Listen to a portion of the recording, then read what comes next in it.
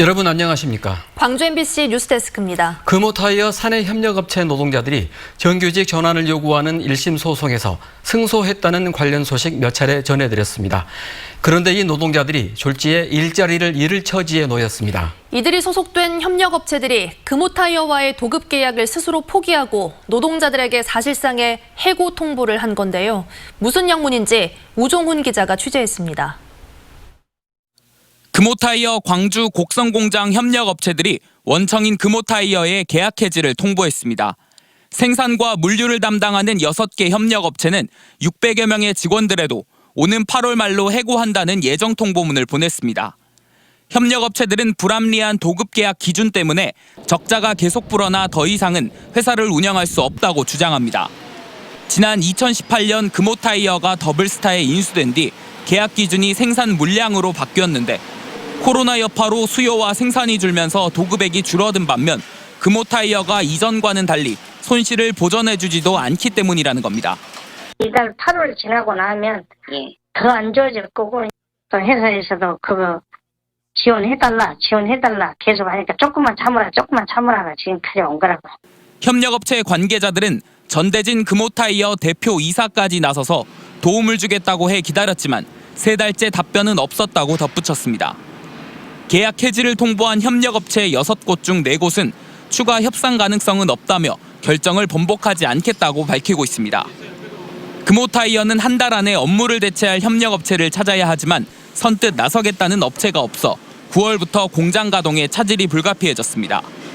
근로자 지위 확인 1심 소송에서 승소한 이후 정규직 전환을 요구해왔던 600여 명 비정규직 직원들의 고용도 불안해졌습니다. 금호타이어 경영적인 상황이 안 좋지만 그로 인해서 수급사, 도급 직원들까지 해고 상황에 지금 몰리는 상황이 되고 있습니다. 그래서 저희도 고용에 대한 불안이 있습니다. 금호타이어 측은 전체 근로자의 20%인 비정규직 직원을 제외하고 공장을 정상 가동할 수 없다며 기존 협력업체를 설득하는 한편 신규 협력업체를 모집해 차질을 최소화할 계획이라고 밝혔습니다. MBC 뉴스 우종훈입니다. 무더위가 시작되자마자 지리산 계곡에서 피서객 2명이 잇따라 물에 빠져 숨졌습니다. 구조에 나선 소방대원이 숨지는 안타까운 일까지 있었는데요. 계곡에서 물놀이할 때 무엇을 주의해야 할지 남궁욱 기자가 전해드립니다. 거센 물줄기가 쏟아지는 지리산의 한 계곡. 소방대원들이 계곡에 빠진 남성을 구조하더니 급히 심폐소생술을 합니다. 하지만 이 남성은 결국 숨졌습니다. 47살 A씨가 지리산 문수골 계곡에 빠진 건 어제 오후 4시 40분쯤. 술을 마신 상태에서 혼자 3.5m 깊이의 폭포 아래 웅덩이에 들어갔다 변을 당했습니다. 저희가 이제 장비 착용하고 잠수해서 들어간 지 한 1-2분 만에 바로 밑에 가라앉아 있어가지고. 지난주에는 30대 남성이 지리산 피아골 계곡에서 급류에 휩쓸려 숨졌고 구조하던 소방대원마저 순직했습니다. 물 유속이 얼마나 심하겠어요. 가운데로 한번 가봤었다고 걸어가 본 거예요. 순간적으로 쫙 빨리 나가본 거예요. 계곡은 수심이 일정하지 않고 갑자기 비가 내리게 되면 물이 급속도로 불어나는 특징 때문에 방심하다간 큰 사고로 이어질 수 있습니다.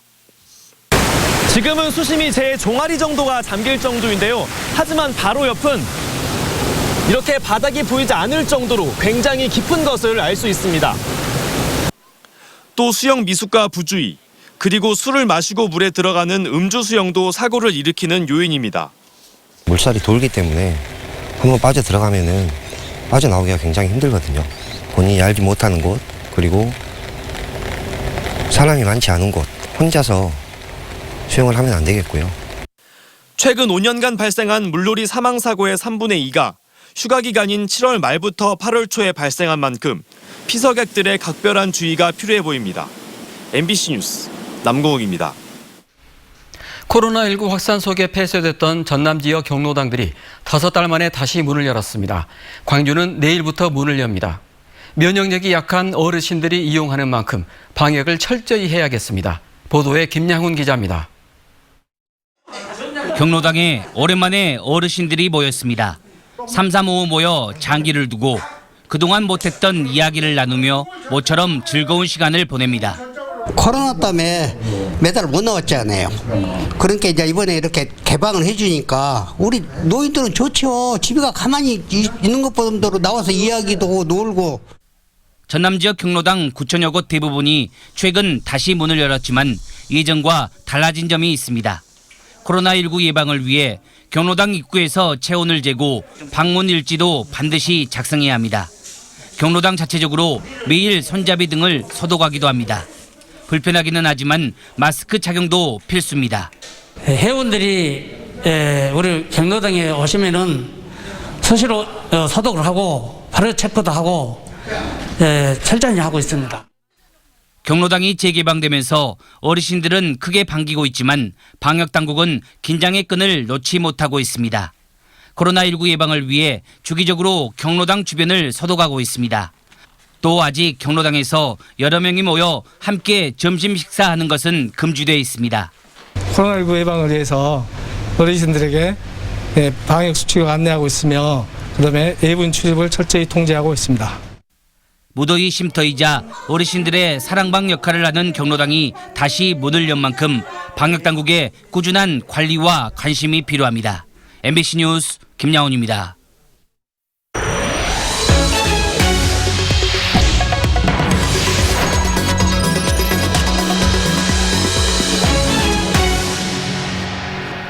공수처 출범을 놓고 여야가 격돌하는 가운데 검사 출신 김혜재 의원의 어제 국회 발언이 화제입니다. 검사 시절 반공수처주의자였던 자신이 생각을 고치게 된 과정을 설명하며 야당의 반대 논리를 반박했는데요. 여야의 반응은 극과 극이었습니다. 보도에 문형철 기자입니다. 공수처 후속 법안 토론에 나선 김혜재 의원은 검사 시절의 자신을 반공수처주의자로 표현하며 발언을 시작했습니다. 공수처 설치와 검경 수사권 조정을 막기 위해 검사 사직서를 호주머니에 넣고 다녔고, 이어 과거의 생각이 바뀌게 된 이유도 털어놨습니다. 제 소신을 적고 찬성 토론에 나서게 된 것은 촛불혁명으로 시작된 국민이 주인인 나라, 그 첫걸음은 바로 권력기관 개혁이라고 생각했기 때문입니다. 김 의원에 앞서 반대 토론에 나선 검사장 출신의 미래통합당 유상범 의원은 공수처법이 위헌 심판 중이란 점을 강조하며 후속 법안 저지에 열을 올렸습니다. 공수처법이 위헌 결정이 난다면 공수처와 관련된 모든 법률과 규칙 또한 원천무효가 될 수 있습니다. 이에 대해서도 김혜재 의원은 정면으로 반박했습니다. 1년에 헌법소원 제기된 게 3천 건이 넘습니다.